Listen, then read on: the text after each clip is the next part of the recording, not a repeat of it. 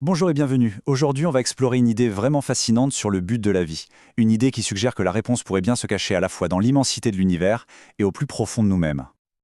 Ah, la grande question. Quel est le but de la vie? C'est sans doute la question que l'humanité se pose depuis la nuit des temps. Une interrogation qui a occupé les plus grands esprits. Et si, pour une fois, la réponse ne se trouvait pas dans un traité de philosophie compliqué, ni chez Platon, ni chez Nietzsche? Et si elle était en fait juste là, sous nos yeux, un modèle, une sorte de schéma qui se répète absolument partout dans l'univers, de l'infiniment grand à l'infiniment petit? Bon, d'accord. Mais alors, comment est-ce qu'on fait pour voir ce fameux modèle? Eh bien, la source qu'on étudie aujourd'hui propose une méthode assez simple en deux temps. Un indice en deux parties. Voilà la clé. Une phrase qui a l'air toute simple, mais qui est en fait hyper profonde. Le but de l'existence se trouverait donc au croisement d'une double observation.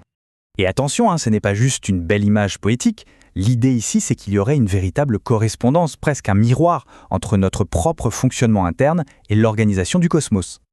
Alors, suivant cette piste, on va commencer par la deuxième étape, regarder vers l'extérieur. Et pour ça, on va dézoomer au maximum, à l'échelle la plus vaste qu'on puisse imaginer.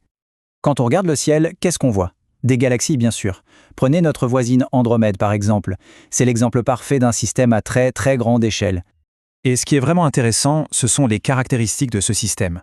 Regardez bien, tout est gouverné par un centre unique et super puissant. Tous les corps, les étoiles, les planètes, tout ça se rassemble autour de ce centre.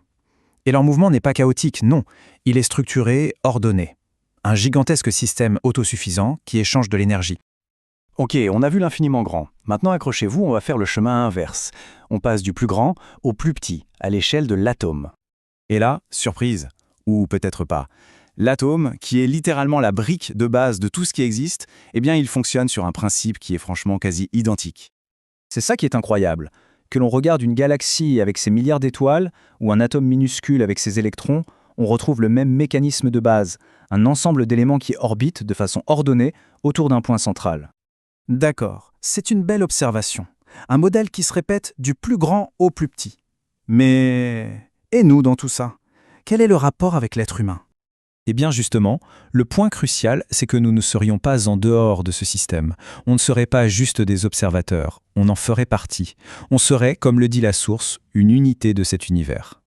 Et c'est là qu'on arrive au cœur du sujet, au concept de l'ordre originel. Qu'est-ce que c'est? C'est ce principe fondamental selon lequel tout l'univers est basé sur ce système de rassemblement ordonné autour d'un centre. Et le goût de l'existence, ce serait tout simplement de s'aligner consciemment avec cet ordre. Le raisonnement est donc assez direct en trois étapes. 1. L'univers fonctionne autour d'un centre unique. 2. Les humains font partie de cet univers. Donc, 3. Le but de l'être humain, c'est de s'aligner sur ce système. Le but n'est pas à inventer, il est à retrouver.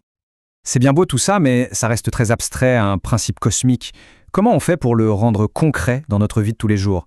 La source identifie alors un symbole, un point de repère physique, ici même, sur Terre.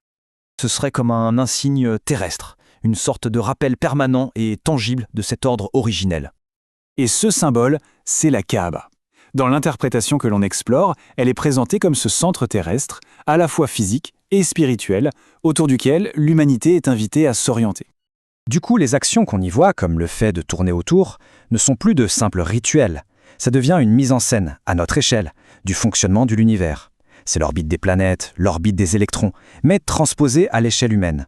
C'est l'idée d'une vie qui tourne constamment autour de son centre, de son créateur. Et donc, s'éloigner de ce centre, c'est se déconnecter du système universel. En fin de compte, la conclusion est donc assez claire. Vivre une vie qui a un sens, ce serait vivre en harmonie consciente avec le système même de l'univers. Et à l'inverse, si on ignore ce système, si on essaie de se créer son propre petit centre, eh bien on vivrait dans le désordre, dans le chaos. On irait littéralement à contre-courant de la façon dont l'univers est conçu. Et tout ça, ça nous laisse avec une dernière question. Une question assez vertigineuse à laquelle réfléchir. Si l'univers entier est bâti sur un système central, qu'est-ce qui se passe pour nous quand on perd notre propre centre?